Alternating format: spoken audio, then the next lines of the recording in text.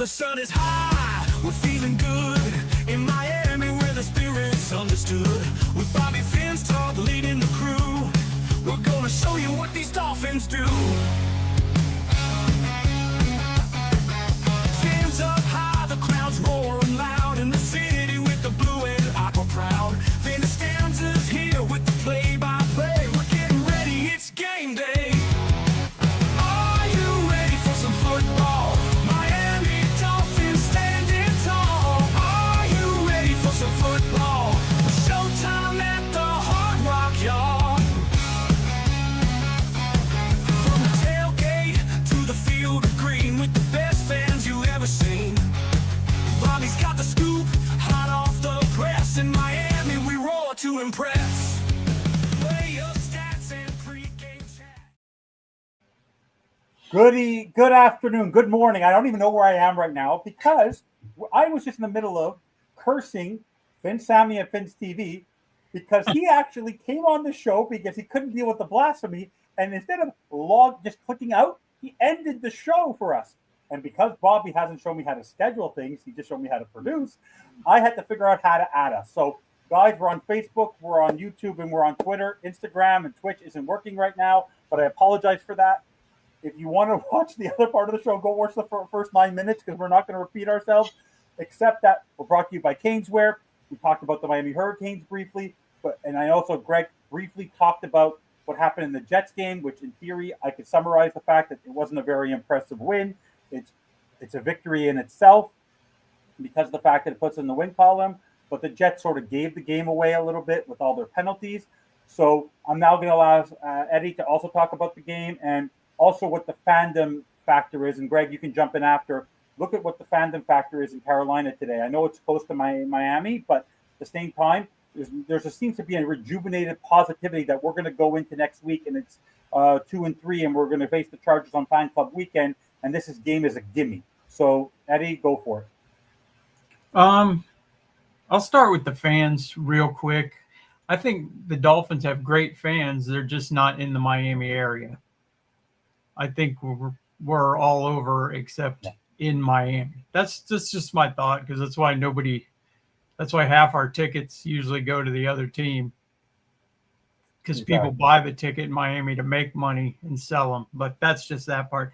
As for the Jets game, I thought they played fairly well. They look better. They look more into the game. The defense is just atrocious. There's nothing I can say that's good about the defense, except the corners are playing way better than I ever thought they would play. But the front seven, they couldn't stop us right now from getting a yard or two. The Jets were going in for a touchdown, but that was a heck of a play by Jack Jones to knock that ball out. He made the play, so it was a Javon Holland type of play. Yes, he made a great play. He punched the ball out. It happened the next night in the Rams game. The Rams were about to go ahead, and the guy that we should have drafted knocked the ball out at defensive tackle that they took in the second round, I believe, Alfred Collins. But we'll get into that another day. Yeah. That's Chris Greer magic. I thought they played pretty well. I thought their offensive calling, their play calling it's been a lot better the past 2 weeks. They're very limited, and it's because of some things the offensive line can't do and a lot of things number one can't do. Okay. And Greg, what do you overall talk about the defense? So if you look at the defense just on a high level, and then I'll talk about the defense first, and then we'll talk about the offense. All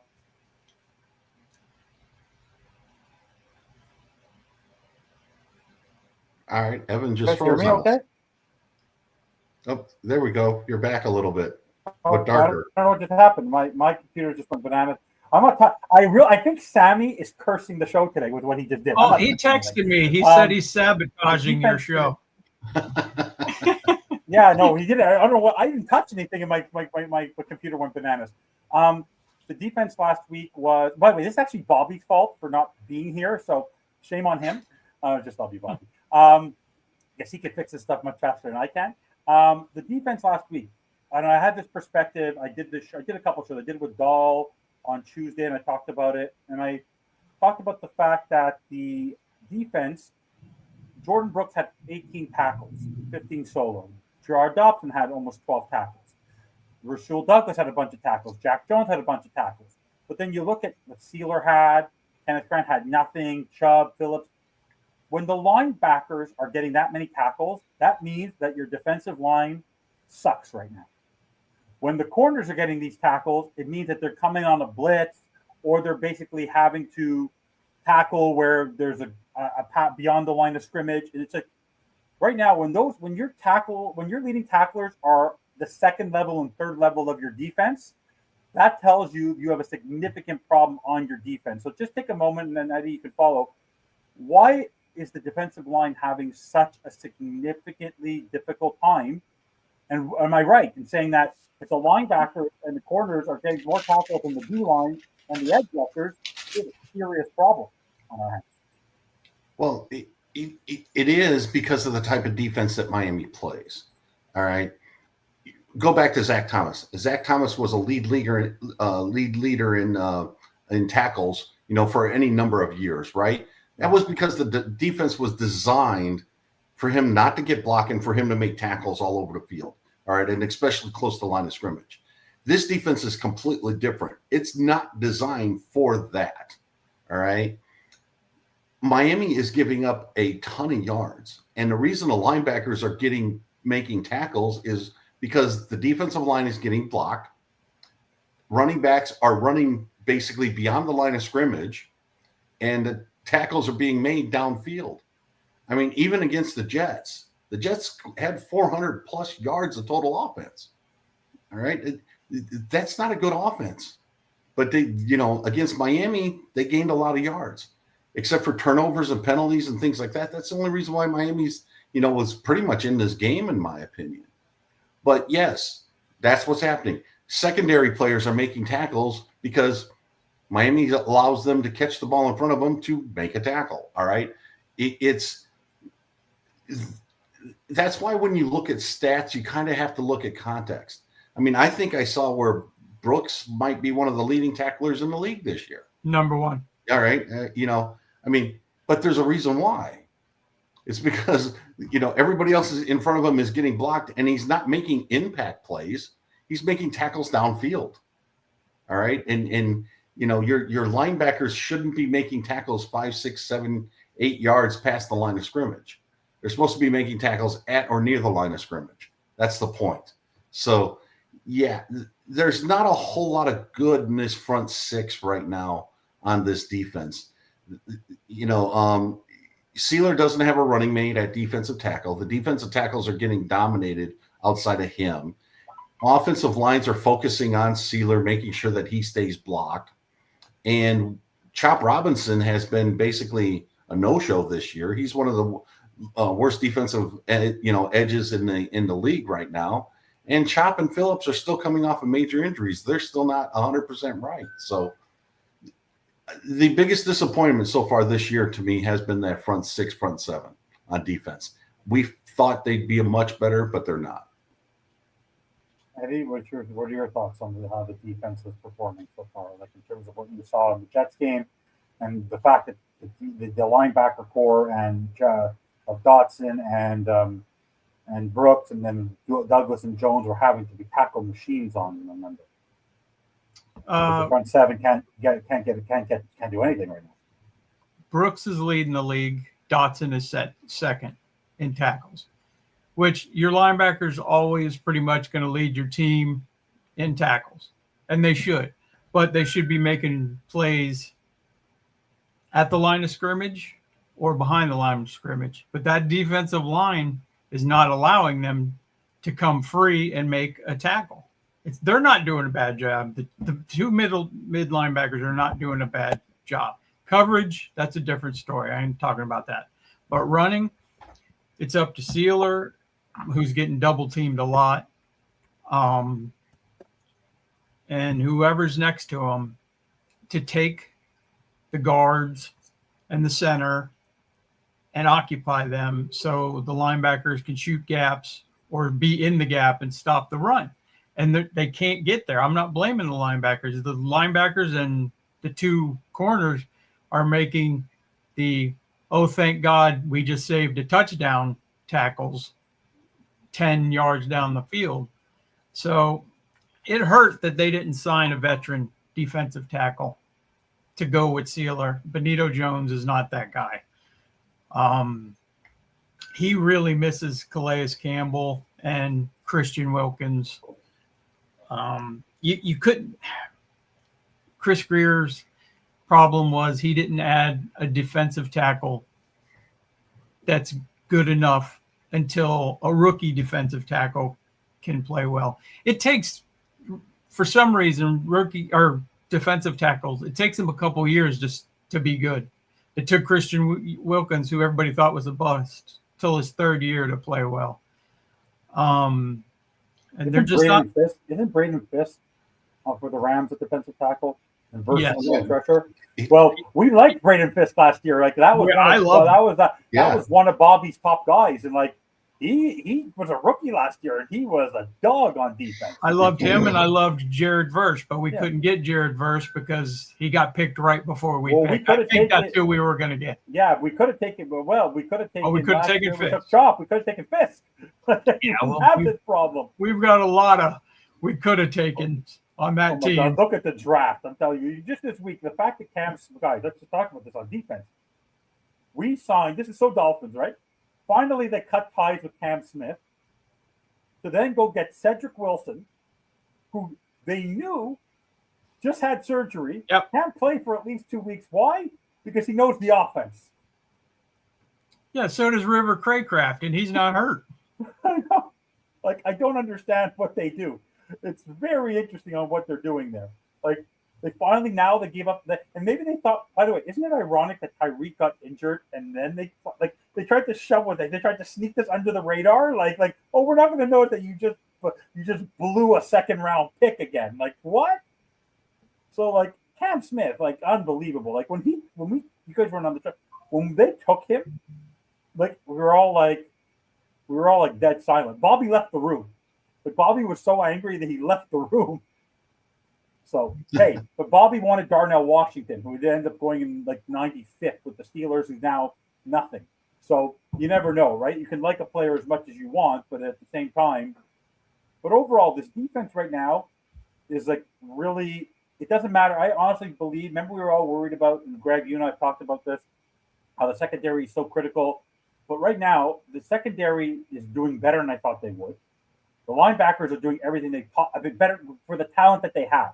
For the level of talent that Jack Jones and Rasul Douglas are, Jack Jones was much maligned, whether he was in Vegas or whether he was with the Patriots.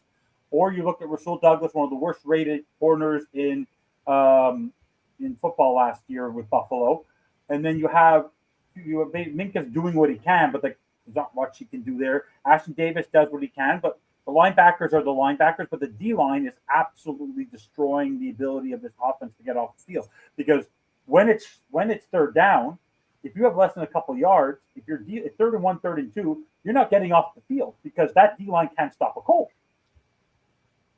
Well, it's a combination of a couple of things, in my opinion. All right. We came into the season understanding that the defensive secondary was going to struggle. We didn't think the defensive line was going to struggle. Okay, so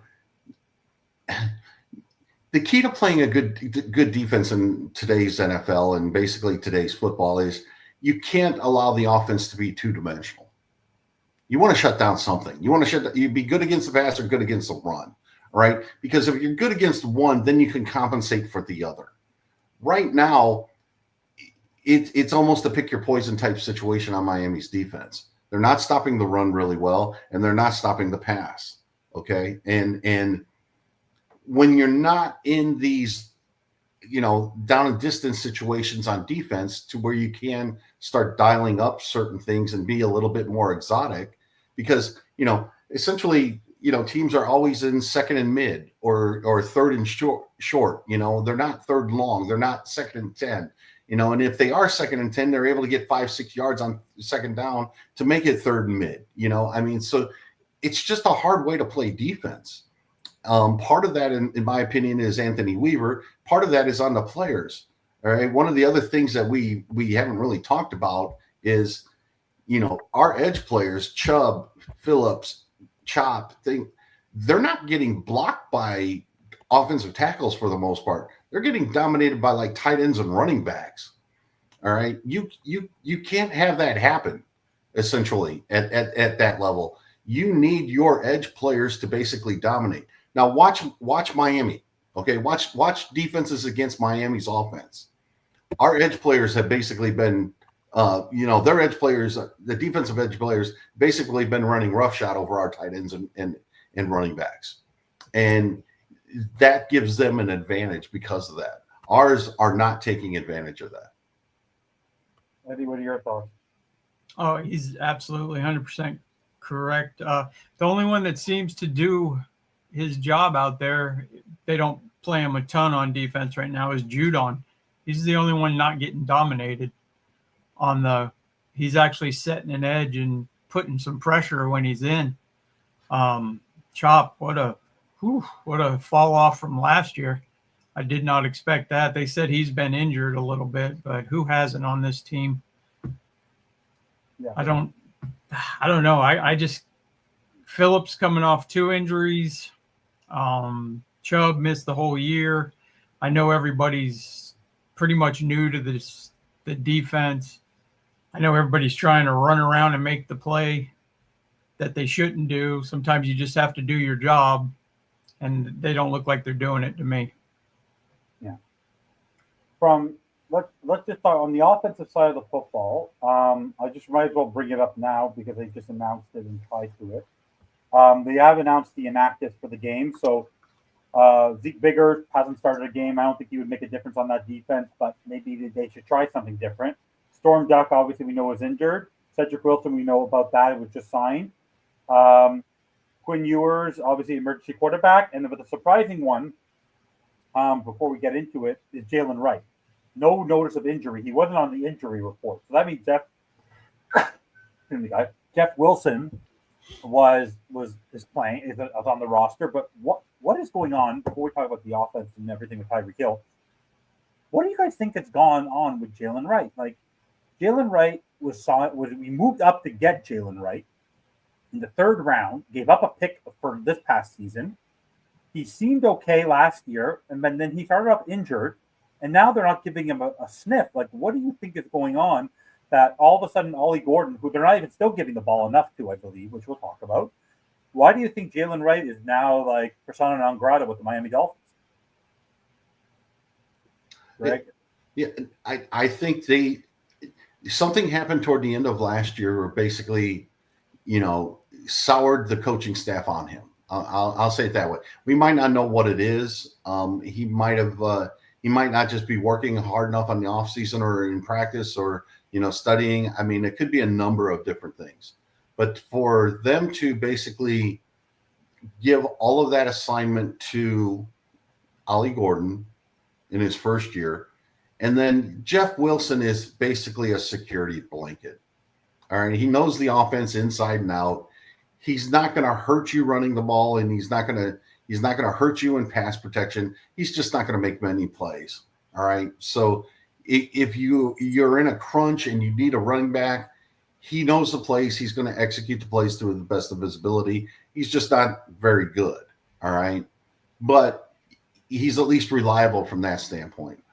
I get the feeling Jalen Wright just doesn't get the playbook and isn't executing the types of plays that he needs to execute to be on the field. Yeah. What are your thoughts? Absolutely. Something happened. He was getting a lot of plays at the beginning of the year last year, but then it just fell off. They obviously like Ollie Gordon more than him.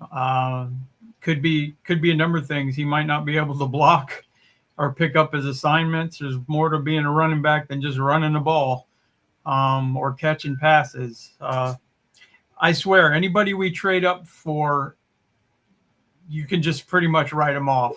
Liam Eichenberg, Wright. I can go on and on. Trust me. What about? Oh, we're going to talk about this. Because I'm about to shock. What about Jalen Waddle? Did they? Jalen Waddle. Yeah. Well, we could have stayed there. We had Jamar Chase, right? We could have stayed at 3.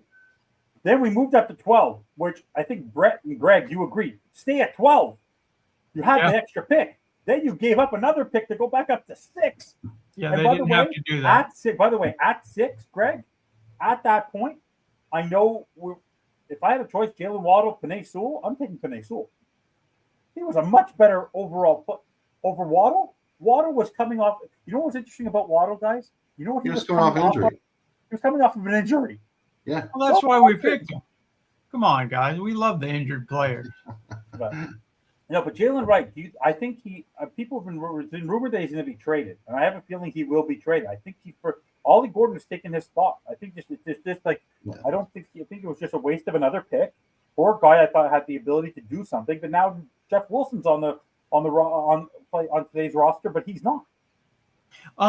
Let me ask you guys something. Did they pull up anybody yesterday? Make anybody active? No, but they had to. Jason Sanders, I don't believe is back yet, right? Is Jason Sanders back? I just meant off the practice squad. No, I don't think they activated anybody. No, but Bonner, no one else back because Bonner's back. So they actually don't even have Wilson because he's on the practice squad. Exactly. They only have 2 running backs today. No, 3. Jeff Wilson. No, Wilson's on practice squad. Yeah, they didn't pull him up today. Because also I think they're using the Taj Washington's play. Yeah, so they'll use him. They're going to treat Taj but also I think they consider Malik Washington a third back. The way they're utilizing him, it's sort of like that wildcat, like he's back there. Like when you noticed last week, like Tua's most offensively great play was the behind the back, right? Like he has that ability, like a basketball, to flip it. But no, I just feel bad for Jalen Wright because I don't think he was given his due here. I just don't know what he possibly did. I understand like when you move up for a guy, but like you just said, Eddie, and you made a great point. At this point, if they trade up for a player, that's the sign that player is not very, very good.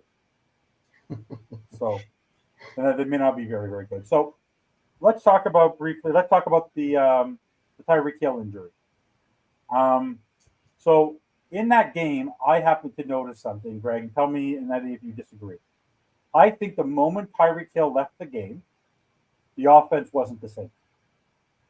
I feel the offense slowed down, and I felt like the offense was the famous line from Chris Perkins, which is the most truest statement I think he's ever saw, is that the offense is about Tyreek Hill and the threat of Tyreek Hill. And I always give him his due from the Sun segment. Tyreek Hill looked great in that game. He was still the leading receiver in that game. And the reason why I want to talk about this, Greg, is after the game, do you know what happened?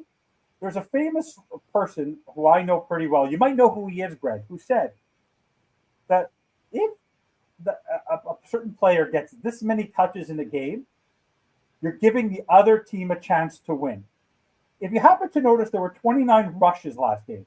A certain player got 20 of them. Then on the receiving, after Tyreek Hill got injured, one of the guys who had the majority or at least half of the receptions was the guy who also got the majority of the rushes. So, and you know who, Greg, I'm staring right at you. You're my famous person. So because the offense right now without Tyreek Hill, if they make this the Devon Achane show, who has been phenomenal, great player, but I think they misused him last game in the Jets game. He should have been getting more receptions than he was.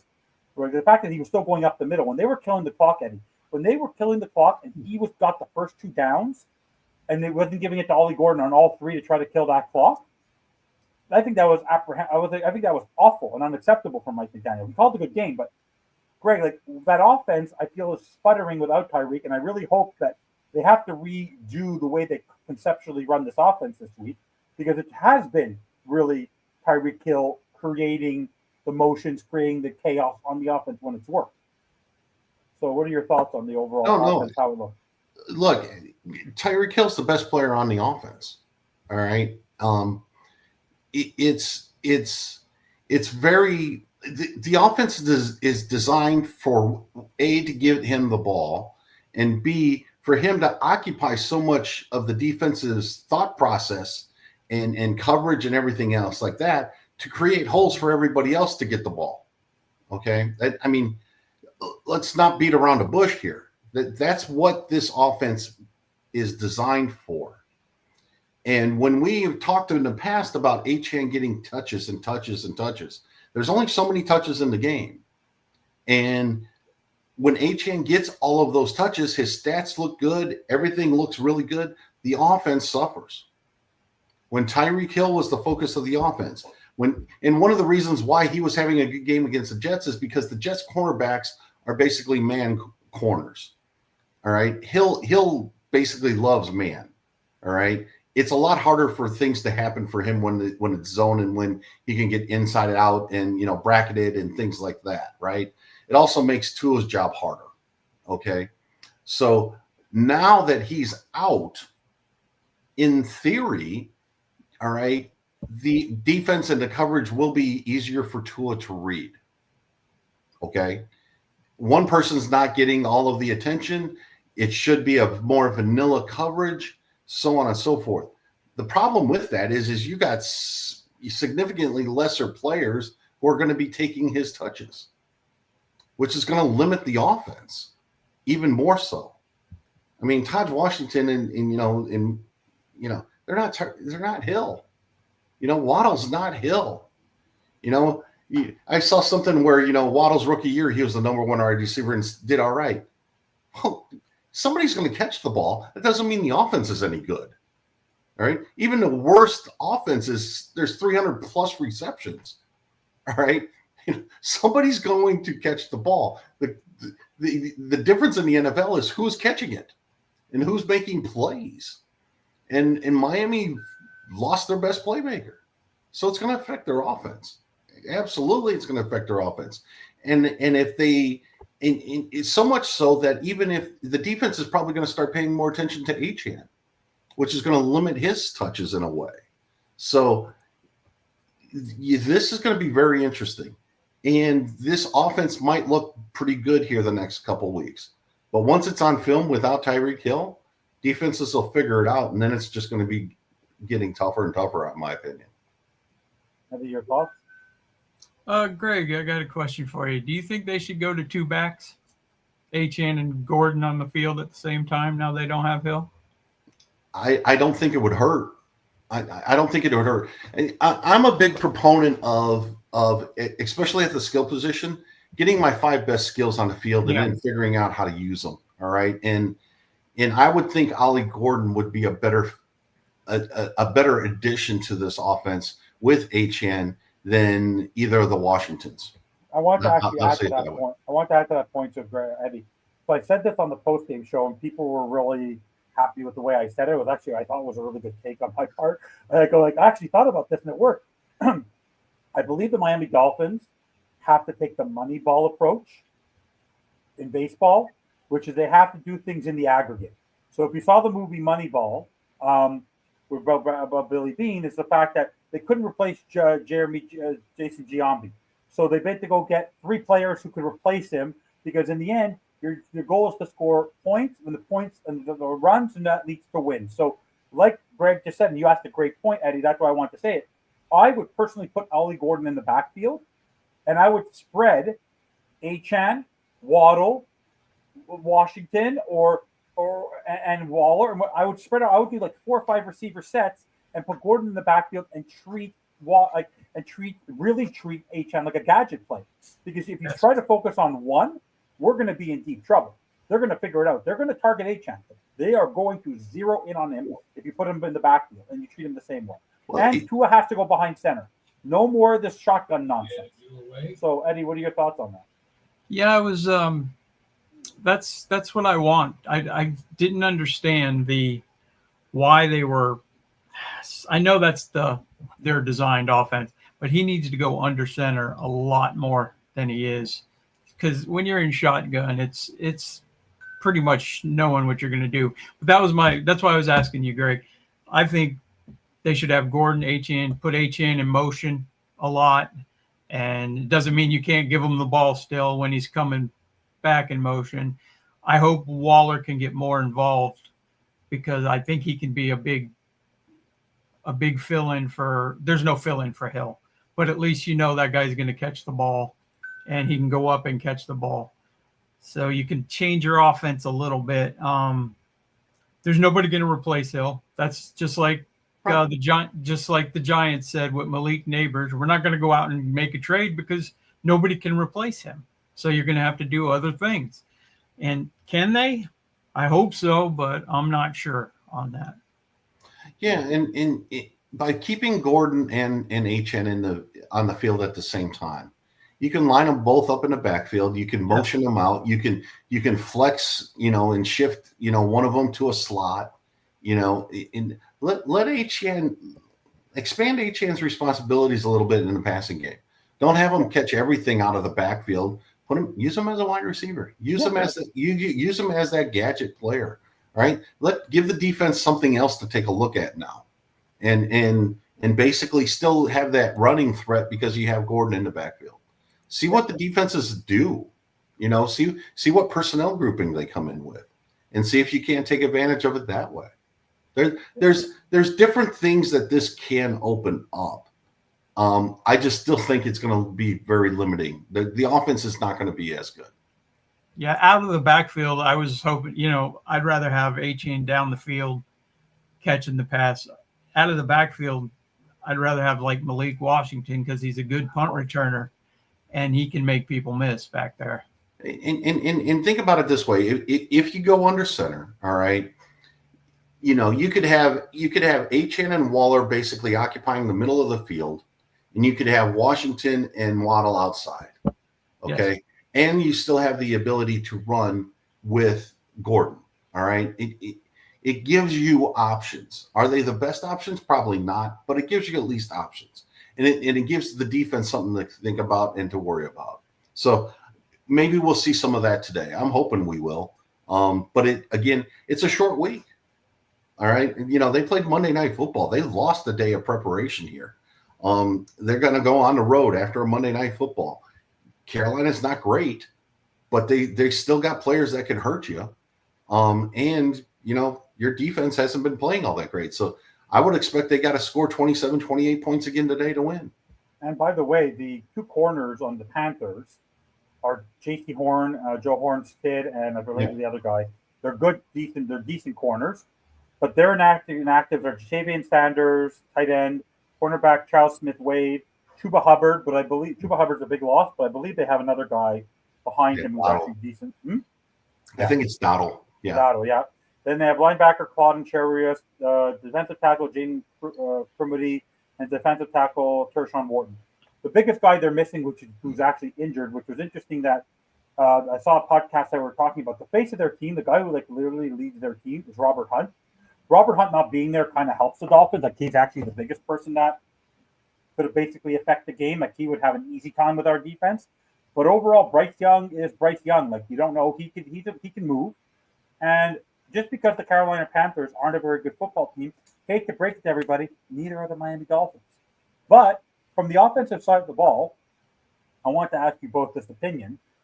I believe Tyreek Hill not being there kind of gives Mike McDaniel and Tua an excuse. Meaning that if they don't do well, it's because Tyreek Hill's not there. If they do well, then it sort of builds up their stock because they did it without Tyreek Hill, right? So my perspective is in the back of their mind, they basically, Tyreek Hill getting injured is never a good thing for this football team, but for the individual people, it might actually be to their benefit if they overcome it, or if they fail, they have an excuse. But I want to just read you guys something, and this is actually kind of apropos for the Miami Dolphins. Because for how many years, guys, have we heard complaints about a team and the Dolphins losing because of injuries, right? And what do you always say, Greg? Every team has injuries, right? Yeah. Ready for this inactive list? Imagine this was our inactive list for today. There's a team that's 1-3 in the NFL. This is their inactive list. Roquan Smith, Chukwudi Awuzie, Lamar Jackson, Kyle Hamilton, Patrick Ricard, Marlon Humphrey, and Ronnie Staley. Now, that's basically us missing Sealer, Chubb, Phillips, Brooks. and Minka. Tua. Patrick.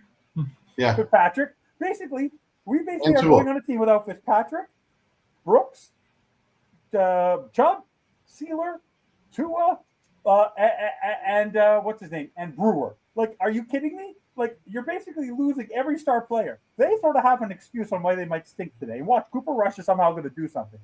But, like, the fact that the Miami Dolphins now have this one-star player who actually, people actually made an interesting point on the show pregame, how interesting that when they do the hype videos before the game, like in the huddle, it's not Tua, it's not Sealer, it's not the captain, it's Tyreek. So, what are your thoughts on the fact that Tyreek not being there actually gives someone like McDaniel and Tua an out a little bit? Eddie, you can go first. About Tyreek, I think he's done a great job this year of acting, even though he's not a captain. He's acted like one this year. He seems like the one with the most fire on that team. Yeah. I'm sure you saw the footage of him before the game against the Jets. He was the one getting everybody hyped up. So, and that was that made me feel bad because he's actually trying he always has tried his butt off. And like I said, at the end of the year, I forgave him because I would try to get off that team too sometimes. But as to your question, I think I forgot what your question was because I went off on a tangent there. But I'm asking if does the Tyreek injury the excuse give Tua and McDaniel an excuse if they fail, but a golden parachute to next year if they succeed. Because let's say, for example, they finish 9-8, and they finish second in the division, and they just finish just outside the playoffs. They'll say, well, if they had Tyreek Hill, they would have made the playoffs. Right. Or they went from 1-3. So basically, they have to go now. We play 4 games. There are 13 games left, and they're now going to go 8-5 the rest of the way. What a turnaround for the Miami Dolphins. Right. Does it give them an excuse? Yeah, it gives them an excuse but I don't think it would matter with Tua. He's not going anywhere with that contract, even though Minnesota didn't care with Cousins. They just ate that contract and cut him. But it definitely gives McDaniel an excuse and Greer now.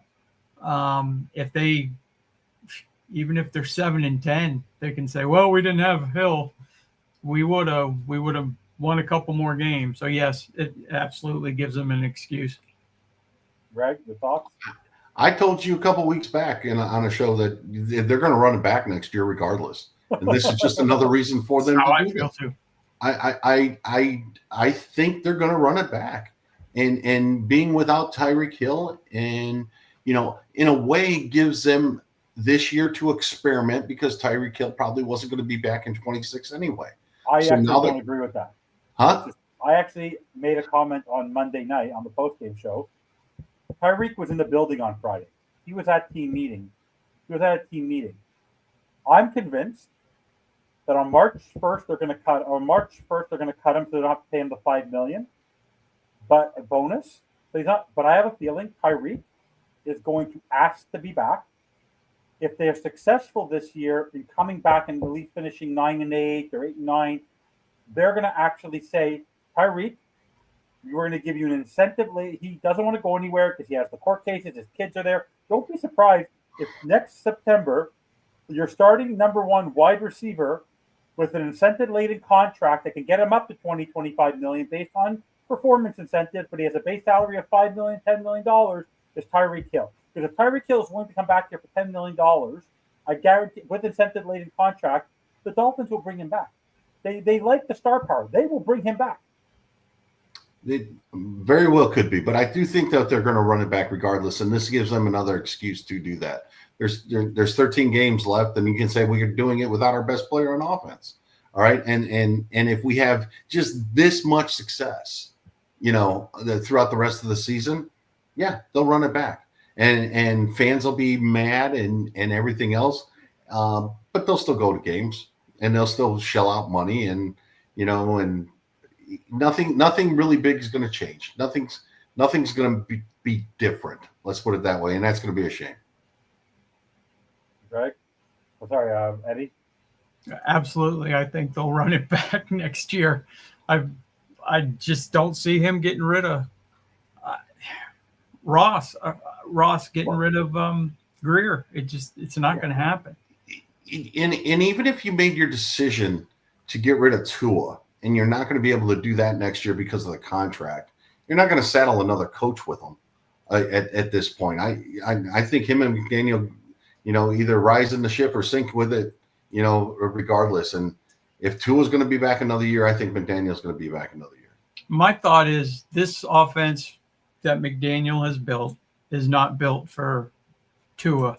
It's built for a quarterback that has a good arm and can move, and that's not Tua. That's my thought on that. I think McDaniel is basically simplifying. I'll put it that way. Simplifying the offense that he wants to run based on the quarterback's limitations. And I think the defenses have caught up with that for a year plus now. And that's why the offense just doesn't look the way it used to. And I know Evan hates McDaniel, but I think he'd be a better coach if they would have taken Herbert. Oh, I 100% agree with that. I want to be clear with everybody, and I want to state right here. Here comes I don't hate McDaniel. Here. I do not dislike Mike McDaniel. You a hard time. I despise his inability to adjust, because I look back at the sign in year one of not knowing what down it was. I saw the sign in the playoff game, not adapting to Teddy Bridgewater, not adapting to Skylar Thompson after 3 years, not going into games where it's snowing and Tua's having a good game in Buffalo and you're averaging 7 yards a carry and you stop running the football. The fact that his team, as the head coach, has had 2 consecutive 5-game losing streaks. That's where my frustration comes with Mike McDaniel, is the fact that he consistently does things that don't make sense, and then he's blaming the player. The problem is that, like in any sport, Greg, you've coached football, you can't fire 53 players. So, for example, look at Bill Belichick in North Carolina. They stink. He had to bring in 70 new players. He can't replace 70 new players every year. They're not going to fire him, but he might say after year 2, I don't want to do this anymore, or a coach might say it's not right for him anymore. Like, for me, Mike McDaniel, I think Mike Daniel, for me, the best thing that could have happened to Mike McDaniel, in my eyes, for my perception of him, is Tyreek Hill getting injured. Because now Tyreek Hill is no longer the focal point of his offense. He still has Tua, who he backed to get the contract. So I will tell you this, if Mike McDaniel converts his team from 1-3 to a 9-8 team, and he goes 8-5 the rest of the year, I will be on the Mike McDaniel support. So I'll be on the Mike McDaniel side. I will give him another shot next year. But if he goes the rest of the year and they finish 6-11 and uses the excuse and they bring him back, then I don't even blame Mike McDaniel for that. I blame Stephen Ross, because at that point you're basically saying, like, you're more concerned about the contracts and the money you're giving him and being friends with people than actually winning football games. Because that's where my frustration is. It's the fact that I want this team to win. This was their best window to win. And Mike McDaniel doesn't treat this like a head coach. Like, I believe, and I don't tell me this is my next topic to you guys, I believe that if the team struggles the rest of the way, or if they don't make the playoffs, Weaver will either quit, or they'll blame it on the defense, and they'll let Weaver go. I believe Weaver's the scapegoat of the season. What are your thoughts on that? Distinct possibility. Yeah. No, like I said, I think they're going to run it back, and that might include Weaver as well.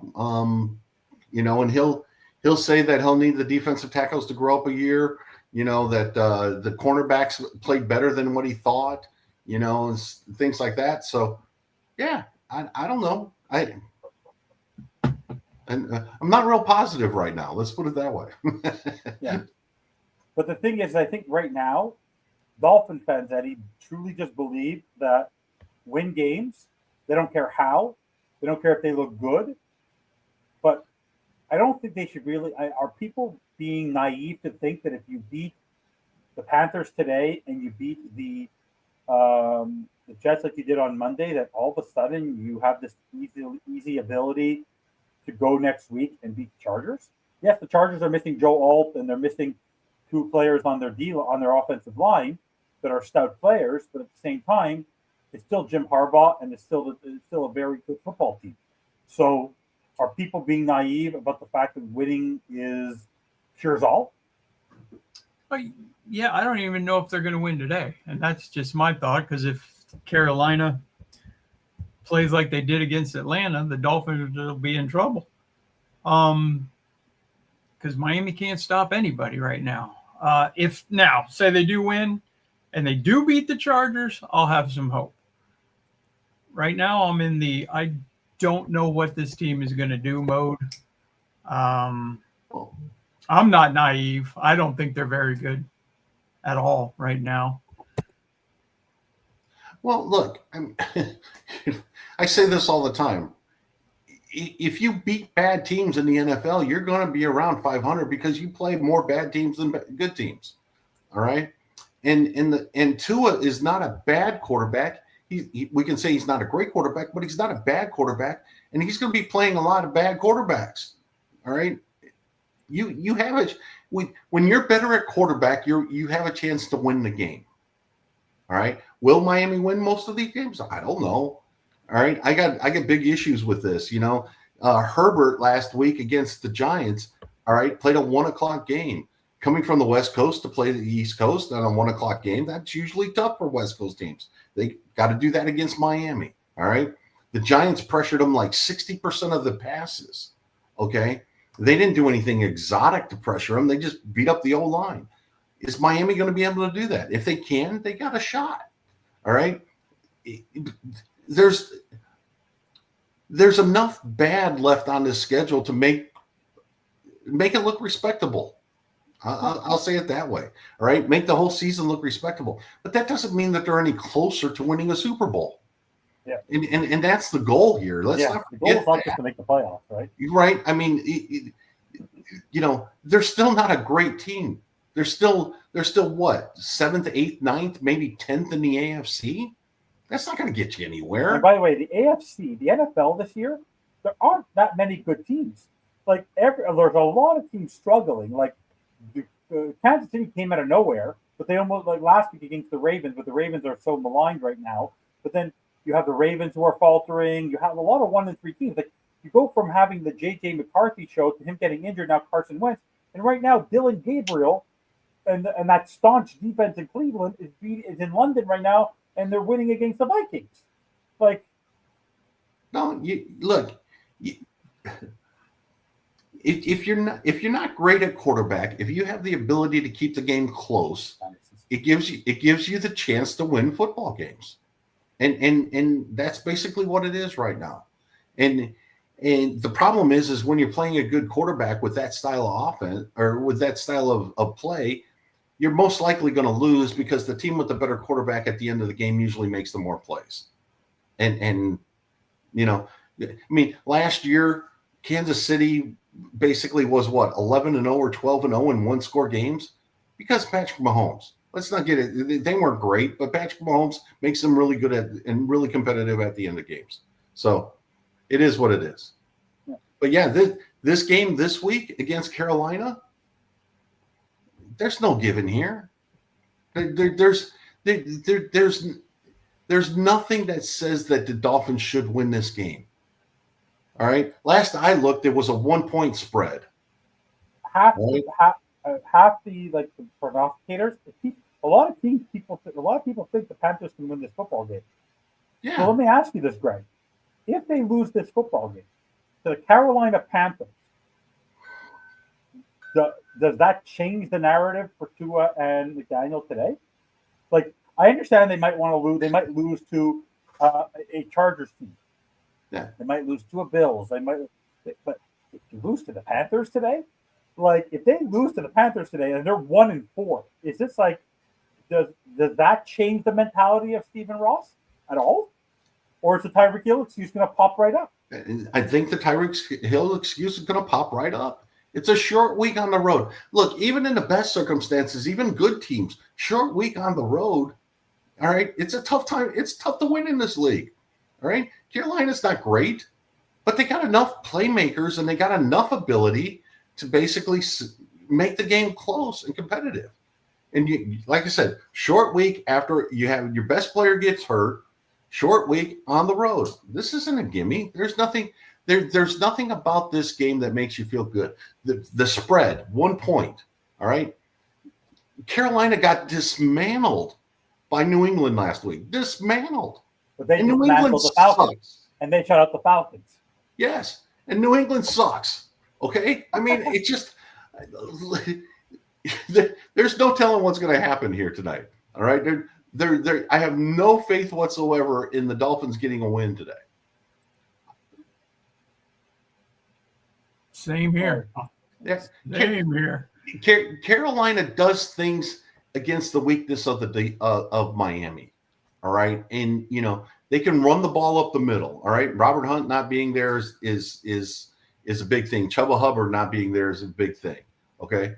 But this team would basically focus on the inside, and they could cause damage. They got enough outside to present our cornerbacks with some issues. The Dolphins make every backup lineman look good, though. Yes, I mean, and part of the look. Let's go way back. All right, to training camp.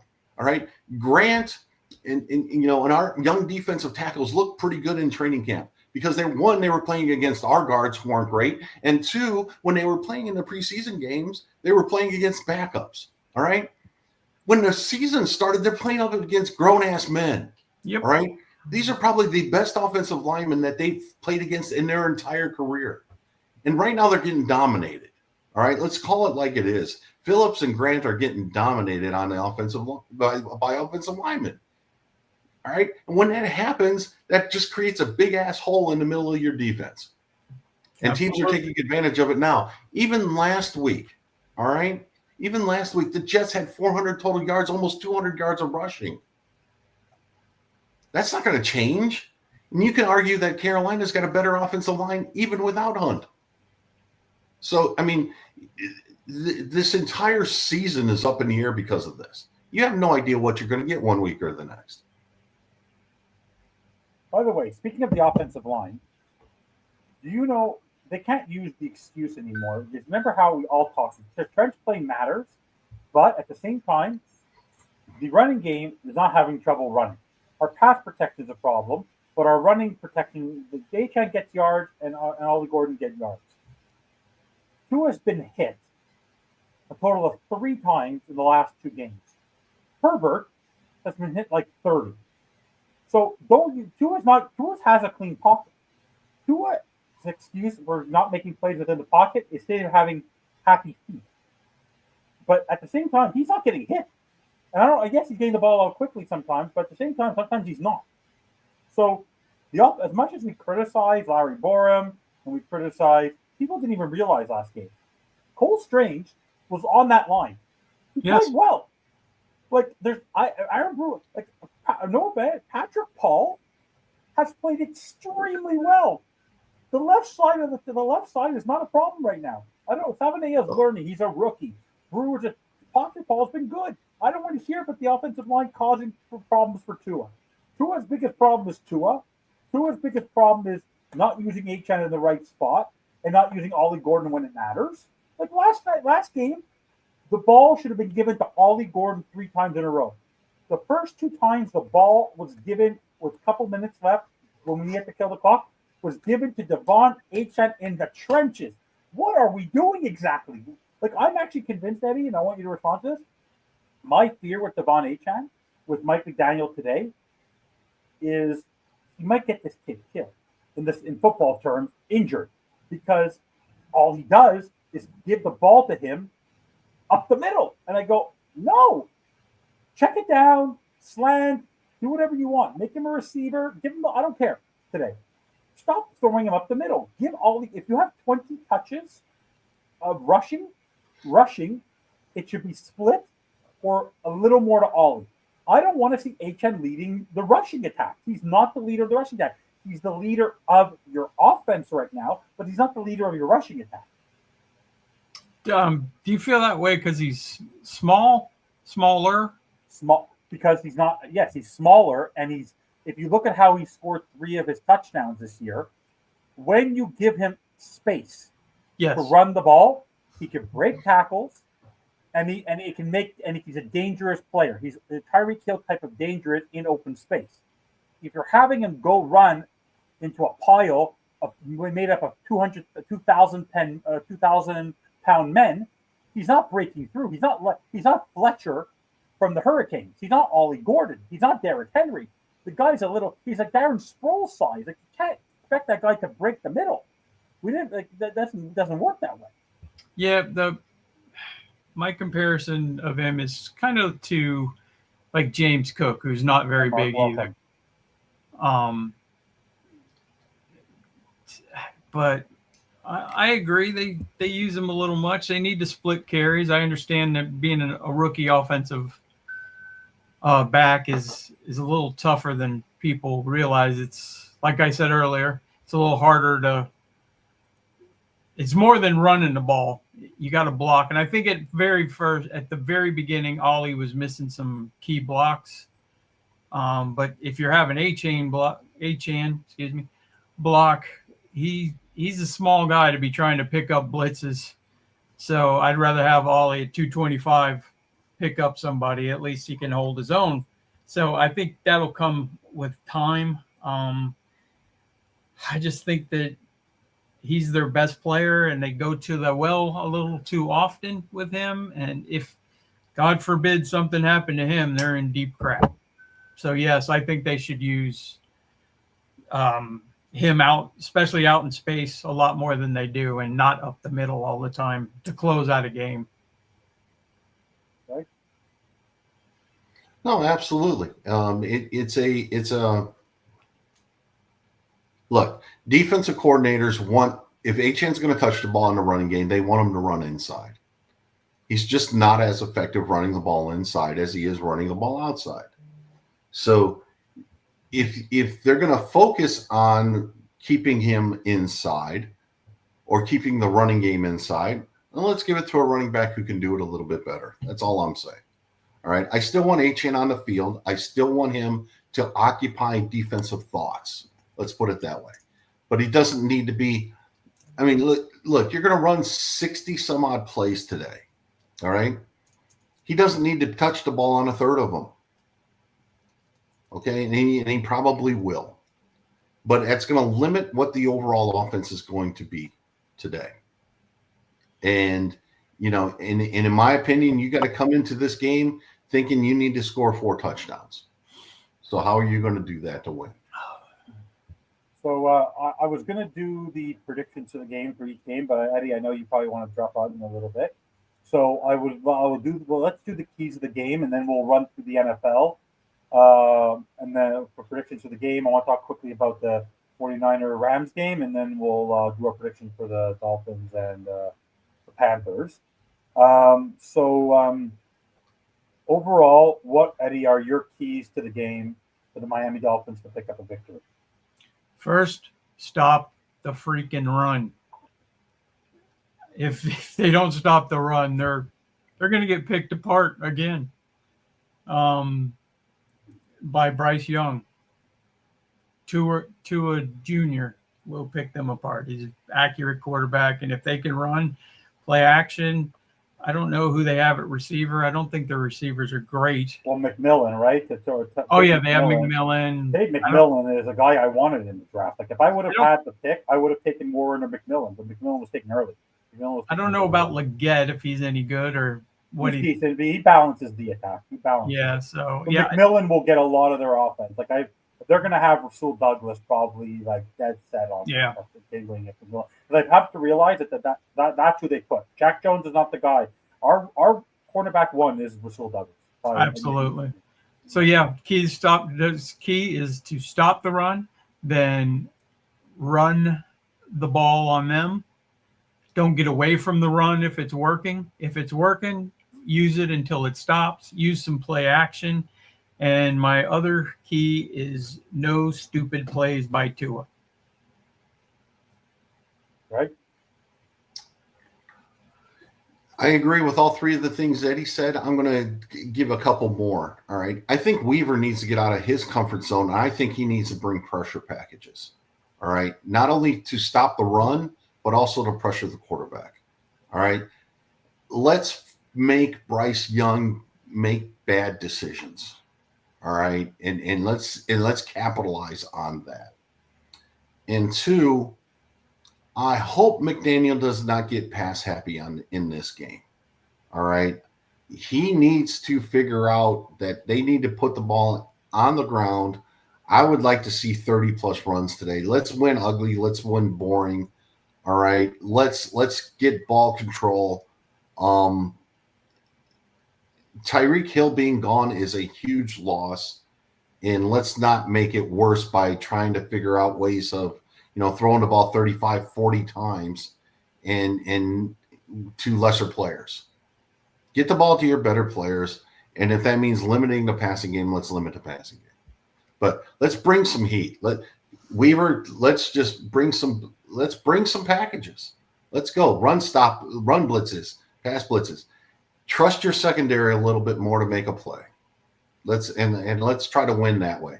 Because we're not going to be consistently winning, giving up 400 plus yards, and we've done that every week this year. Yeah.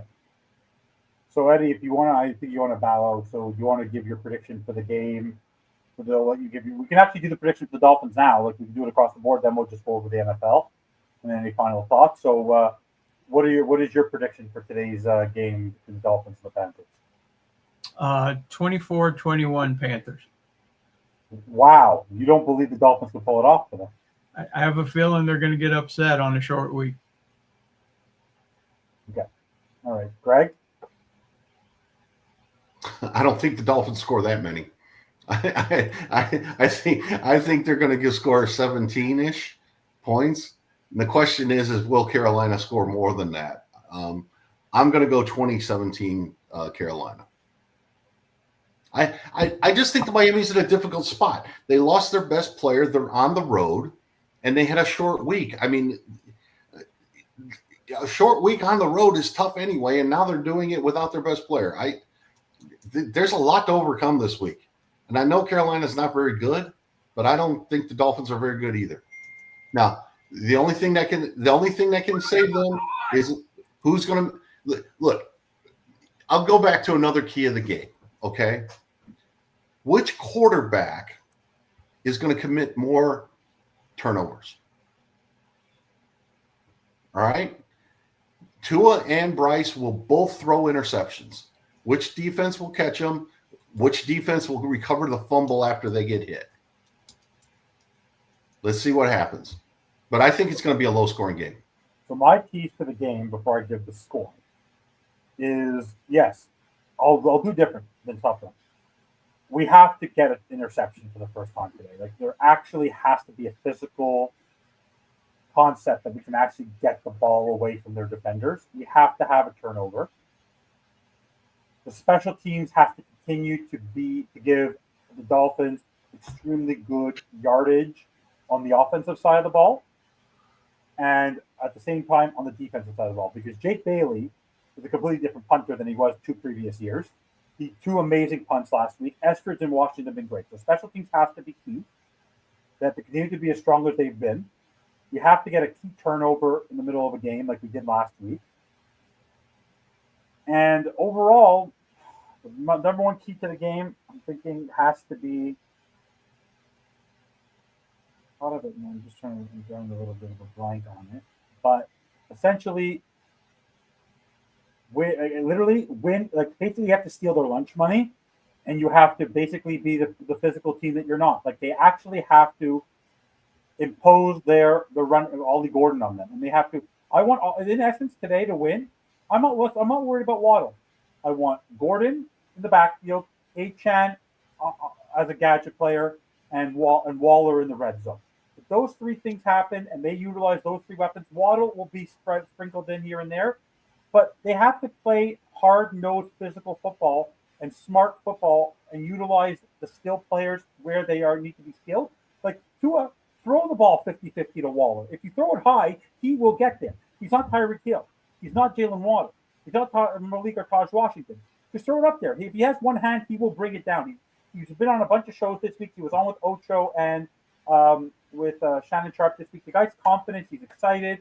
Let him do that. So, shockingly enough, I believe that the final score will be, you're going to be shocked, 24-13 Dolphins. I actually think the Miami Dolphins today will find a way to will kill the clock. They will actually take the time of possession. Bryce Young will make mistakes, and this will be an overcoming of Mike McDaniel and Tua. I think it's actually going to bring them up, the Dolphin fans, up to a new level. I actually think it, and the fact that I believe it is pretty ridiculous in my mind. The fact that I'm actually spewing this. I will be surprised if they score 3 touchdowns. I'll say it that way. If they score 3 touchdowns, you got to feel pretty good about them winning. I think Waller's going to – I think they're going to pound the ball. Oh, yeah, by the way, they have to get the ball first. That's a rule with the Dolphins now. They don't give the ball to anyone else first. They need to start with the ball. They need to get points on the board so they don't feel. Because if they fall behind in this game, then they will lose. Dolphins cannot be behind in a game. Every game they've fallen behind so far, they don't win. They just don't win under Mike McDaniel. Guys, we're going to go through a little bit of the NFL, our predictions for the game. Guys, don't forget to like and subscribe. We want to thank Eddie for joining us today. I know he has to jump out. Eddie, if you're up to it later and you're in the mood and have anything to say, even if you want to come on audio, feel free. I can drop you the link to send me a message on X. I'll drop you the link and you can come on after. I'll try, even if it's just for a little bit. Yeah, just to give your points on the game. For 5 minutes. You're welcome to come back on. Yeah, thanks for having me on again, man. I love it. Eddie, it's always a pleasure, bud. Yeah, Greg, I love talking football with you guys. It's pretty awesome. Yeah, it's the best. Feel better. Thanks, Greg, so we're now going to go through the NFL, and I actually wanted to tie it a little bit into the Dolphins with the first game. Yep. That game that the 49ers played, the 49ers went in with Mac Jones, who was all of a sudden a different kind of quarterback. They didn't have Brandon Ayuk. They didn't have George Kittle. They don't have Ricky Pearsall, but somehow they went into SoFi. And did you see the number? You've been to SoFi. Yeah. You had the benefit of going there last year. Beautiful, gorgeous stadium. Did you see how many 49er fans were there? Oh, absolutely. It was all 49er fans. It was insane. So just the as an aside, okay, real quick. I was in Vegas Sunday through Wednesday. All right, last week. Okay, so I watched the game. I watched the Dolphins Monday night in Vegas at a sports book. Hey, Bobby. All right. Yo. Thursday morning, I had to fly to Sacramento for a business meeting, and I flew home Thursday night. But that entire Sacramento airport was full of 49er fans, basically flying down to LA for the game that night. When we landed, there were a ton of 49er fans in the Sacramento airport. So I can't even imagine what the Bay Area airports were going to be. Yeah, they're a big fan team. Guys, surprise, surprise. The leader of this network, my brother, the guy who makes me and Greg love football every week because we have a place to vent. My hero, my brother, Bobby Melendez, Bobby Finstock, Bobby. The funny part about this is that you're coming onto the show. You are on your phone, but I bet you will not screw up and cancel the show. By the way, I've been texting you that you need to show me a bunch of stuff. The fact that the only thing I couldn't figure out was Instagram, but when I gave Sammy a cryptic message and he jumped on, and all of a sudden he comes on and I go, oh my God, he pulled this in stanza from 2 years ago when I was at the arena. I go, that's why when I join shows, I don't produce from anywhere else because I am terrified of clicking that wrong button. I was sitting at church with my son here. We're in Indianapolis, so we had to find one in the area. It was amazing, by the way, unbelievable community. We had, but I hear my phone vibrating, and I'm going, I was like, it can't be Nick because Nick knows what I'm doing. So I knew right away. I go, it's Evan. I just said to myself. So I looked at my phone and I couldn't respond. Oh, shit. And I go, and all of a sudden I see you going, oh boy. I saw one message say, oh boy, and I'm like, oh boy. So I was like, oh no. But I figured out, Greg, I was pretty good. I got us back up pretty quickly. No, we did. Yes, it was. I won't all say good. seamless, but it could have been a lot worse. Let's put it that It's a lot worse. So, Bobby, you'll have to edit and maybe merge the two shows together. It's all good. So, Bobby, how was Indianapolis? Did you get to see Nikki last night? Yeah. He just left the room now. He's about to go do a show. When are you he seeing has his this show? Are you seeing his show? No, I'll see it tonight. I'll leave there probably 5:30. I'll be there 5:30 Eastern time, and I won't be back till 10 something at night. How long is the drive for you from Franklin to Indianapolis? About 5 hours. It was 5 hours. But I'll tell you what, it was. I think the idea of driving was a lot worse than the drive. It was great. Me and Tristan had a great time. We drove up. It felt easy. We stopped a couple times, but got here pretty quick. The room is awesome. We hung out with Nick last night. Hang out with him a little bit today. We'll hang out more tonight, but he has his show tonight. Of course, performing as Elvis at Heartbreak Hotel here in Indianapolis. Congratulations. And how long's the show for him there? Is it just for one night, or how long is he doing? No, he's been there. He's been here for almost a month now. Oh, so he basically has like a standing. They rented a house for him here and all that. So good for him. He does 2 shows a day, and so he's all beat up and everybody. It's great. It's good. So far, it's been nice here. Phenomenal. So, Bobby, overall, and obviously we already did our predictions for the Dolphins game, but we'll save those for you and Tristan at the end, and I'll recap what Eddie and I and Greg predicted for the show. I don't know if you heard it quickly, but overall, what is your perception this week overall since you've had the opportunity, because you haven't done a show since Monday night? What is your overall perception with the Tyreek injury, him back in the overall Dolphin concepts on the defense, the offensive concepts for today? What is your feel so far, Dolphins-wise, this week heading into the game against the Panthers? And if you happen to look at the amount of Dolphin fans that are in Carolina today, that people have been posting on X that you and I both follow and communicate with, it's pretty amazing. So the concept of that, people think the Dolphins are sort of back, and this is a gimme win today. What is your overall thoughts on the Dolphins this week heading into today's game? I'm going to be honest. I am very intrigued by today's game because of the loss of Tyreek. And I don't mean that in a bad a thing like, oh, I'm just excited that he's gone. No, I want to see how they adjust. What do they do? Does this force them to expand their playbook? Does this force them to feature other guys? Because we know what Tyreek can do. I know you and Greg and how you guys feel about H.N. being featured so much, and of course it's 2 different conversations. I'll say it's Tua, Evan, you'll say it's Mike McDaniel, but I think because of even though it was always dropping off to H.N., they always knew Tyreek was there. You knew he was reliable. You knew what he was. But now that Tyreek is gone, I think this is going to force Miami to try to get Jalen Waddle involved, to try to get Darren Waller involved, Malik Washington. So that way you start to get them in rhythm. So, with this game, again, it's always a cause to pause with the Dolphins. You never know. Their defense, they had their moments on Monday night, but they were not good. It's not a good defense right now in Miami. And, excuse me, Miami's offense is Miami's offense. It is what it is. It's not going to light up scoreboards. It's not going to be what we thought, it was 2 seasons ago. But I didn't hear what you guys said, but I'd love to hear Greg's response to that, because I think this Tyreek's loss is going to force Miami's offense or McDaniel to open up Miami's playbook and to try to feature more guys, because you got to get more guys in rhythm. Jalen Waddle is not going to be in rhythm. You got to get him going. You got to get the ball to him.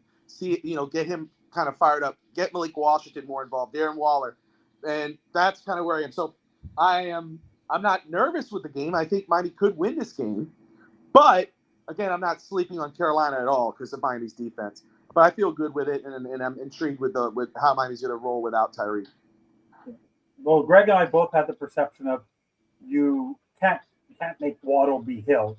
So for me, it's about what I said on Monday night: spread the ball out, do everything in the aggregate. And I believe, and he even said, Greg, I don't want to put words in your mouth, but turn H.N. more into a wide receiver and give Ollie Gordon. If we have 30 rushes today, which is important, Ollie Gordon should be the featured back, and H.N. should get a good maybe 40-45% of the rushes, but to get a lot more out in space. Because if you look at the 3 touchdowns that he has scored in space, this guy is one of the most dangerous weapons in football. But Greg, I think for me today, it's really about that. It's really about the spreading the ball out, like, and really doing things in space. You got to take Tariq Hill's targets and touches and spread them out to lesser players. And what are those lesser players going to do with them? All right, and that's the big thing. You can't replace Tyreek Hill. I'm interested to see how the defense is going to adjust. Are they going to start focusing on taking away Achane? Are they going to focus on taking away Waddle in the passing game? All right. Are they going to play more straight up? All right. And basically give Tua easier reads in a way. All right. Those are the types of things that I want to see. And I even said it earlier in the show that, there might be a bump. There might be an uptick in Miami's offense these next couple of weeks because defenses are adjusting to life without Tariq, right? And what's that going to do? And once they understand what Miami's now trying to do, they'll adjust in 2 or 3, 3 or 4 weeks from now. Hey, they'll adjust in 3 or 4 weeks from now, and then it'll get more difficult again. Bobby, I want to get your opinion on this, and then we can ask you for your keys to the game and the score at the end with Chris. And I want to go over the NFL. What are your reactions to the fact that you're all about Ollie freaking Gordon? But the fact of the matter is that they're playing with 2 backs today. The Jalen Wright, not injured, is sitting today. He's inactive. Why do you think all of a sudden Jalen Wright has become persona non grata with the Miami Dolphins? Like, why is he not playing? Okay, so what are the inactives today? First of all, sorry. Storm Duck, which we expected. Zeke Biggers, whatever. Cedric Wilson, because we know he's had surgery and he's not going to be ready for 2 weeks. And Jalen Wright. Jalen Wright's the only active, available, non-injured player who's not on the practice squad who's sitting in today's game. So they're playing Ethan Bonner. They'd rather have Ethan Bonner in the lineup than Jalen Wright. Yeah. So first off, 2 running backs. What's going on with Jalen Wright? I don't know. I liked him in the draft. You liked him in the draft. I like Jalen Wright. First off, shout out to Mark, a Panthers fan watching the show. Appreciate him watching. And Mark's the Carolina Panthers fan who just subscribed to our network. Mark, welcome to the network as well. You, everyone watch, appreciate you guys. But no, great question. But look, for me, I want to preference this. I don't want people to think I'm going to hate. I'm not hating. I liked Jalen Wright coming out of Tennessee. I liked him coming in college. I still think he could be a reliable rotational back for Miami. But why is he persona non grata? Why is he, why is Ollie Gordon and Achane the future backs? Whatever. We know he was injured. And we know he had a lot of hype from the fan base coming into this league. The reason why he's not is because he hasn't earned it. A lot of people said, "Oh, Jalen Wright, Devon Achane." They kept saying that. I was like, but what have we seen from Jalen Wright to think that he's going to be? And Scotty just said it right here. Whatever Wright did last year, he hasn't out of the doghouse yet. Yeah, I mean, there's something there. And my thing would be the reason why we don't see him as much because he hasn't earned it yet. We know what he could do. We've seen we've seen, the good things, but we haven't seen that with the Dolphins yet. He has to when he's on the field, whether that's in preseason or in a situational football, he has to make productive plays. We have not seen that from him yet. We don't know what's going on behind closed doors. We don't know what's going on in practice all the time unless we hear it. Yeah, that's all I can think. I mean, the reason why he's not there, he hasn't earned it yet. Ollie Gordon has, and I agree. I think, and that's the thing with Tyreek. That opens up another opportunity. We know it. We talked about it during the offseason, Devon Achane being lined up and the slot being lined out and receiver. Now, with Tyreek being out, you could do that with Devon Achane. You could line him up receiver because he could do everything. He's a Swiss Army knife. He's damn good at it. And then you put Ollie Gordon in the backfield. Then you got a dangerous 1-2 combo. You could do little trick plays. You got Malik Washington coming from one corner. You got Devon Achane coming from the other. It's trickery, right? By the way, I just wanted to mention to you guys that if people will ever question my fandom as a Dolphins fan, besides my license plate, this is the new phone. So the fact that I walk around with orange everywhere tells you that people know who I'm a fan of, who my number one team is. Right? I got the new Pro Max and I got the all in orange. Bobby, I want to ask you quickly before we go through the games. By the way, just a side note, opposite in pregame warmups, if you had to guess who is lining up as the second receiver opposite of Jalen Waddle, who would it be, Greg? Who is it? I would think it'd have to be Washington, but maybe it's not. Who is it, Bobby? Nick Westbrook. Nick Westbrook, a teammate. We haven't talked about him. The guy's a ghost to everybody, so maybe he's the surprise secret weapon today. And then having Waller and him on the field at the same time could be a huge benefit. Well, maybe Darren Waller's performance on Monday night showed me, wait a second, big, tall receiver in the red zone might work. Let's get these guys more involved. Bobby, I know we talked about the offensive line, but you're more of the draft guy as well. He played very good. The guy who's starting our new right guard right now is Cole Strange. It was very under the radar, but we thought about him during the draft season in 2024. With the fact that he's at right guard, he looked good last game. He looked good decent against the Jets. What are your thoughts on Cole Strange? No, I was very impressed with Cole Strange with the limited time that he had to prepare for that game to come in and do that. I think, as the season comes along, he was the first rounder, wasn't he, for New England? Yeah. So, and this was a guy, you're right, we did talk about during that season when coming out.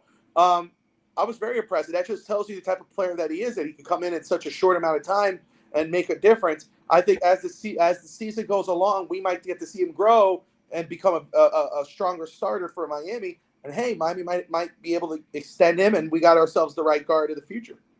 Yeah. So we're going to go through the NFL games, and then we'll get your keys and Tristan's keys to the game and your final scores, and we'll recap what our scores were. So on Thursday night, Sean McVay pulled a boneheaded 4th-and-1 play. Seems like it's a Mike McDaniel kind of play. But I'm being positive about Mike McDaniel today, but that he even admitted after the game that he made a big mistake on that play. Why won't you kick the field goal, at least to get the tie, especially in the NFC West? Try to get your defense to make a stop. But because Matthew Stafford, by the way, was throwing darts in that game. The fact that they tried to do that against that defense with Fred Warner there. So big win for the 49ers, surprise 49ers with those injuries to be 4-1. And right now, thanks to Justin Jefferson, with the Vikings were behind the entire game, missed a tying field goal earlier in the game, but right now with just under 7 seconds left, with the ball on the 50, on Minnesota's 50, we'll see if it's the last play for the Browns. Right now, the Vikings have taken the lead 21-17, so we're going to see what happens there. So the Raiders, 1-3, are heading into Indianapolis to face division rival, the Indianapolis Colts. Not division rival. Well, key rival, but they've experienced with the Indianapolis Colts, who were 3-1, who suffered their first loss. Bobby, who do you got? Raiders or Colts? Oh man, I'm gonna. Home the Colts. You're in Indianapolis now. You might hear them in Lucas Oil. I know. I really want to say the Raiders, but I'm gonna roll with the Colts, man. I gotta roll with the Colts. What? Nah, bro, I'm going Raiders. Okay. You're going Raiders. Greg, who are you going with? I'm going Colts. Does the Daniel Jones show continue? I think No, so. yeah, I'm going Colts. I'm going Colts. Oh, yeah, key member. Reason why you have to go Colts? No Brock Bowers. Oh, Today's game. No Brock Bowers in today's game. Then, this is a powerhouse of a game. The New York Giants with Jackson frickin' Dart head into New Orleans to face the 0-4 Spencer Rattler-led New Orleans Saints. Greg, who you got in that barn burner? Scatterbo's going to go for over a hundo and 2 touchdowns. I think New York Giants win that game. I'm rolling with the Giants too. I think the Giants get it. Jackson Dart. It's Jackson Dart's day, man. And Fantasy Sports asked before who they should play. He asked either Slayton or Wandell. I would go with Wandell. I'm a big fan of Wandell Robinson. He's a very, very good receiver who's going to get a small guy, but he also is going to get a lot more touches with Malik Neighbors up. Next game, got the Dallas Cowboys, no CD Lamb, but they got Dak Prescott, the Javonte Williams, and George Pickens is playing extremely well. Heading into MetLife Stadium to take on the 0-4 stinking smelly Jets. Now, who you got in that game, Bobby? Cowboys. Tristan's mad because you didn't ask him the last game. Tristan, Giants. you can ask Tristan when I ask you, same game. So who do you got, the Giants or the Saints? Giants, I have to go with my dad. So, sorry, apologize. Tristan, who do you got, the Cowboys or the stinking Jets in MetLife today in New York, in New Jersey? You see, You gotta think about it. yeah, I You got to think about the Jets. Did you roll off your tongue? I don't want to go with Jets. I want to Got go the Cowboys? You got the Cowboys? What? Okay, what? but But I what? feel like Jets might bring up a tough game. Okay. I feel like Jets are. I want their. Are you gonna go with the first win. upset? You gonna go with the Jets?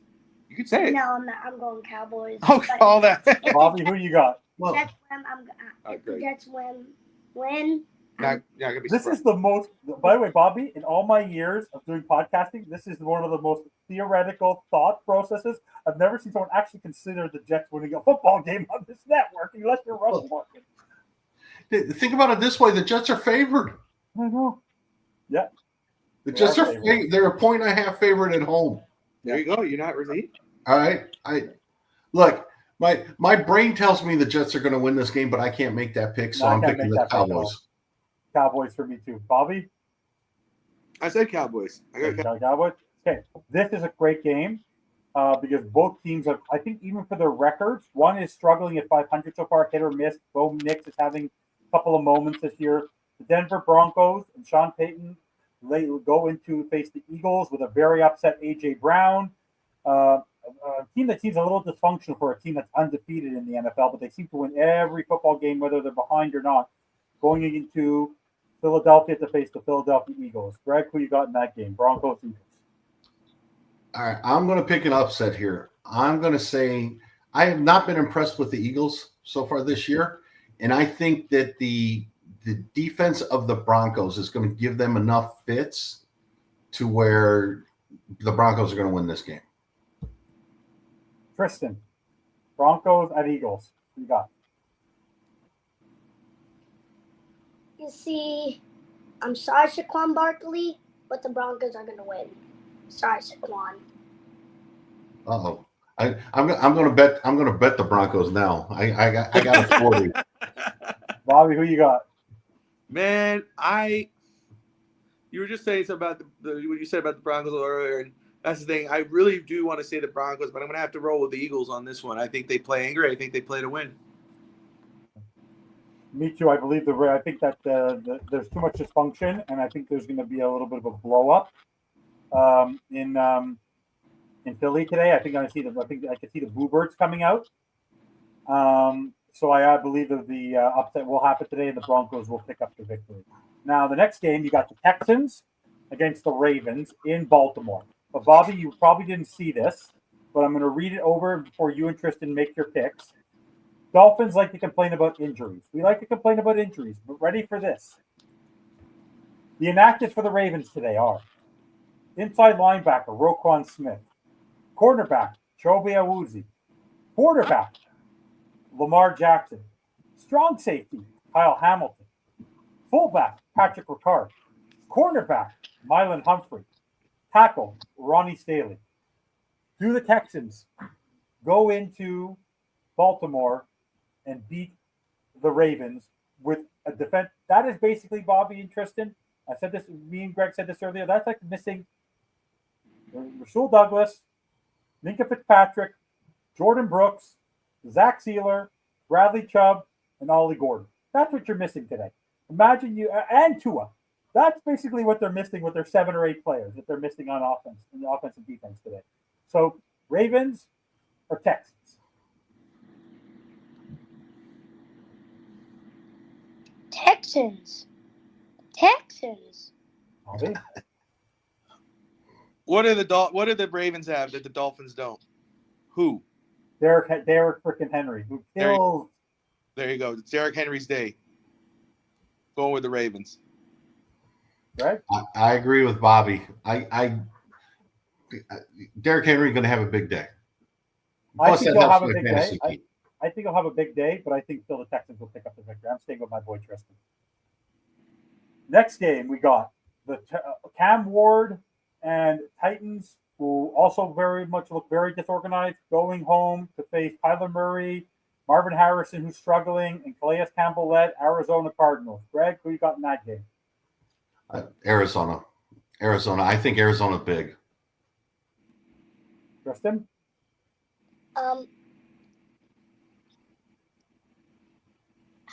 I feel like Arizona's going to get beat. Oh, I don't see it. Titans first win. Bobby? You know, I'm very hard pressed to pick against Arizona. I want Cam Ward to get his first win. I do, but it's not today. I'm going with the Arizona Cardinals. Scotty has a question there, Evan. What do you think about Dak scoring a rushing touchdown? Did he put $20 to pay out $320? Yeah, I could see him scoring a touchdown on that defense today. Touchdown, for sure. Yeah, Dak Prescott. I like all your picks today, Scotty. And yes, I would put the $20 and get $320 to score a touchdown. And Darren Waller, that's easy money for you. He will score an anytime touchdown. No, I think Arizona will pick up the victory. Now you have the Bucky Irving list, and he's actually been very good for the Tampa Bay Buccaneers. Going into the 12th man stadium in Seattle. Seattle's angry in Seattle today. Those fans are going to be pissed at the fact that the Mariners lost last night to the Tigers in extra innings. So Buccaneers, Seahawks. Who you got, Tristan? Bucks, Seahawks. Bucks. Buccaneers. Bobby? That's awesome. I'm going with the Buccaneers. Already, matey. Right? Greg, who you got? I'm going Seattle. I'm going to take the home team. It's, Yeah. I mean, I like Jackson Smith and Jigba. That guy has been great. it's hard to fly across country and play. Yeah. You know, Tampa and Seattle, it's going to be a tough game. And by the way, losing Bucky Irving, that has a big effect. Now, this should be a very easy one for all of us. Very angered Jamar Chase and T. Higgins sitting on the bench with the Jake Browning. Zach Taylor's in a bigger hot seat than anybody right now. The Lions, Dan Campbell and Jared Goff and Amon-Ra St. Brown and Jahmyr Gibbs and that whole crew heading into Cincinnati to face the Bengals. Greg, who you got in that game? I got the Lions, and it's going to be ugly, and yeah, I'll just go there. It's going to be ugly. Bobby, Lions, Bengals. Lions. Kristen? Bengals. Damn. We got the Washington Commanders and Jaden Daniels heading into SoFi Stadium to face the much injured LA Chargers and Justin Herbert. Tristan, who you got? Commanders, Chargers. Commanders. Bobby? I'm going to go with the Chargers. Greg? Chargers. Again, East Coast going all the way west. I think that offensive line, I think he's getting hit. He's been hit way too much. I think Joe Alt being out there now, not being available for them, is going to have a huge effect on Justin Herbert. And I think Commanders, with Jaden Daniels and their running game, I think they're going to have a good game. I think the Commanders will sneak out a last-minute win. Now, we got two teams we don't want to ever pick, but we got the Mike Vrabel-led, Drake May-led New England Patriots on Sunday Night Football, heading into Chris Collinworth is going to be fawning over Josh Allen and the Buffalo Bills in Orchard Park. Tristan, Patriots, Bills. Who you got? You see, I hate the Bills with the passion.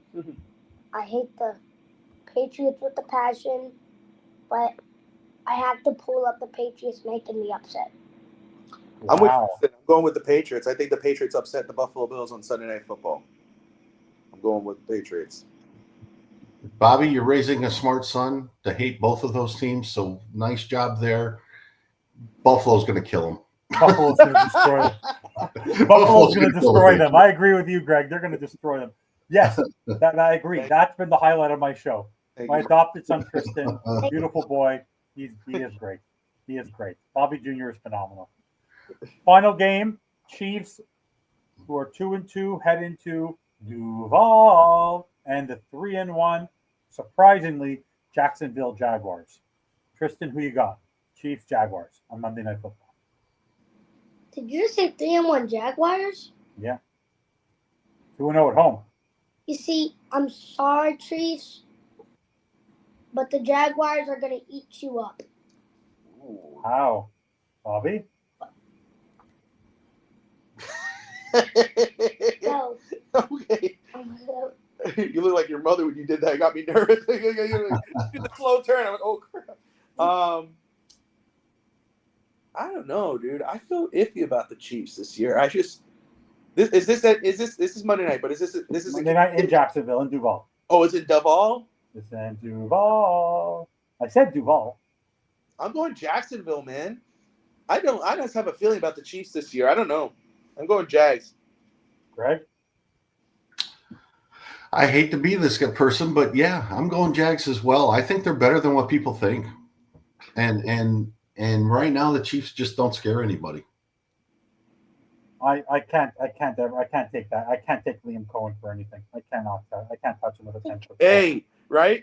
We keep going Duval, but he's winning. It's like after a while, he's like, now you want that awkward coach? No, but we have one. Yeah, no, I'm definitely going with the Chiefs in that game. Not happening anytime soon. I am not cheering ever for Duval. Anyway, so I got the Chiefs. So let's go now with our predictions for the yes, Tristan. Travis Hunter's last name is Hunter for a reason. He's gonna hunt the Chiefs. Good call. Well, there you go. So before you guys joined us, Eddie had the opportunity to say that this is going to be a 24-21 victory for the Carolina Panthers. Oh, okay. If I recall, Greg said it was going to be 20-17 Panthers.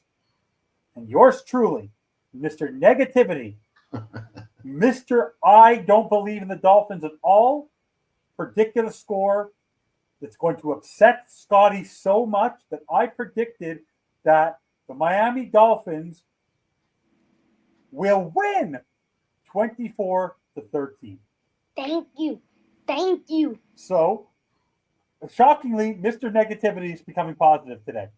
Kristen, Bobby, what are your scores? Tristan, you go first.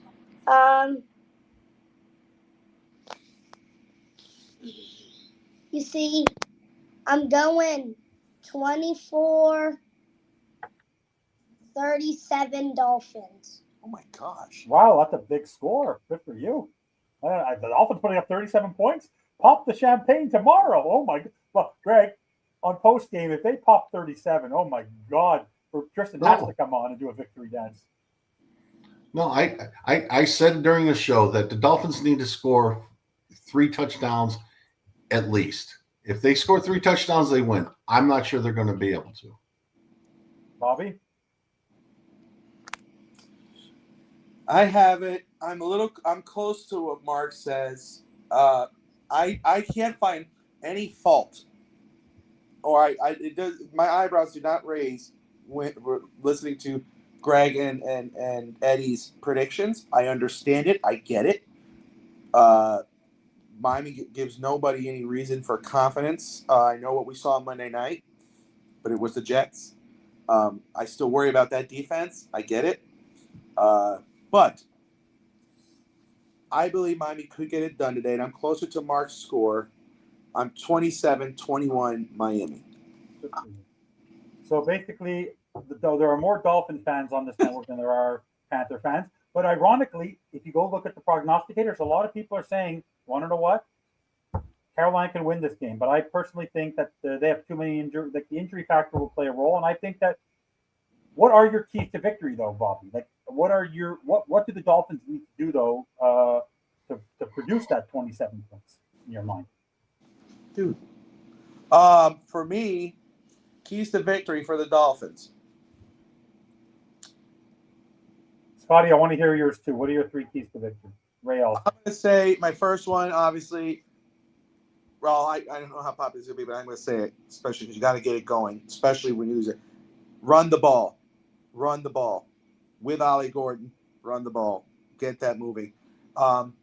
Get other guys involved. Don't leave points on the board. And then pressure Bryce Young. This is the time. If you want to have a good day for defense, today's the day to do it. So pressure the quarterback, force him to make errors, give your secondary easy balls to come away with, and win the turnover battle. You know, Tua had a clean game last week. Let's continue that today. Perfect. So before we go, guys, don't forget to like and subscribe. We appreciate everybody watching.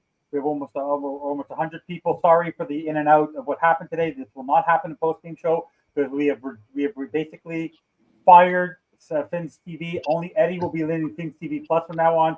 Sammy's now been removed from the network entirely. He is persona non grata. I'm just kidding. We'll be back later on at 4:45 or right after the game. Just watch out for the link when it drops for the post game show. I'll be back with Greg. Anyone else who can jump in. If Bobby, before he goes to check out the show, wants to jump in quickly, he can also give his result of the show. But Bobby, before we go, what were your thoughts on the 5-0 Miami U almost blowing a 28-3 lead because Mario Cristobal didn't go for the field goal and ice that game and make it a 2-score game? I'm sure you saw parts of it, but like, what is up with Mario Cristobal? Similar to my where he just can't get out of his own way. Like, he had the game in hand. Yeah, it is not the first week he did it. He did it against Florida. You know, the Miami allowed teams to kind of sneak back in where you kind of felt like, wait a second. I hope, you know, again, and their schedule's not bad. Like Miami is a very complete team. You know, oh, thank you, Scotty. I'm glad I did. You know, if Scotty agrees with me, I feel really good. And Scotty says that. But Miami is a very complete team. Ruben Bain, Tony, Malachi Tony. I mean, that kid's special. CJ Daniels. Did you see him do this? Oh, after he scored the touchdown? Yeah, like he was like, yeah. I loved it. But I believe Miami has the ability. Florida State, the only reason why Florida State came back or close to came back was Miami allowed him to come back. Miami's been doing that week after week with teams. They'll get way ahead and they start to let teams start to climb back in. Eventually, that's going to bite them in the butt. So they have. I don't know why he's like that. I think they have the ability to do it. It's going to land on Cristobal to be aggressive throughout the game. Don't just do it in the first half. Don't get way ahead and then get your foot off the gas. Keep your foot on the gas. Finish the game and look strong. I wasn't really. I never really got nervous at the end. I still felt confident. I knew, like, oh gosh, if they got that onside kick. But really, I didn't feel nervous I believe in Miami's defense. I believe in their offense. Thank God we got the Hurricanes. That's all I'm gonna say. Hurricanes are a fun team to watch. But also, just a final take on the Canes. This is the guy we all appreciate, Brett from Canesware. He said, "My take on last night's game. Fourth quarter was a blessing. Why, Brett? You ask. We blow them out. We feel great today and pump our chest and celebrate. Great if that's the goal, but we want more. Now, bye week is about playing 4 full quarters, 60 minutes. No let up, just dominate." How about the Dolphins do that today? How about they go in and shock us all and pull a Tristan Melendez prediction of putting up 37? If they put up 37 without Tyreek Hill, by the way, two of his families at the game. There's a ton of Dolphin fans in that stadium. Carolina does not fill up the stadium, so let this feel like a home game. Bobby, Greg, any final words? No, let's go. Fins up. Dolphins win. Let's get it done. Fins Bobby, up, guys. Any final words? Oh, no, I'm just glad that I was able to hop on in very quick. Appreciate you guys, helping me. We're just doing this. I can't be there. I appreciate you guys doing this. Thank you so much. Go Dolphins. Fins up. And I'll try to sneak in if I could before a show. But I'll throw in a chat or two if I could. But go Dolphins, man. I'll see you guys on the other side. Guys, fins up. Have a good game, guys.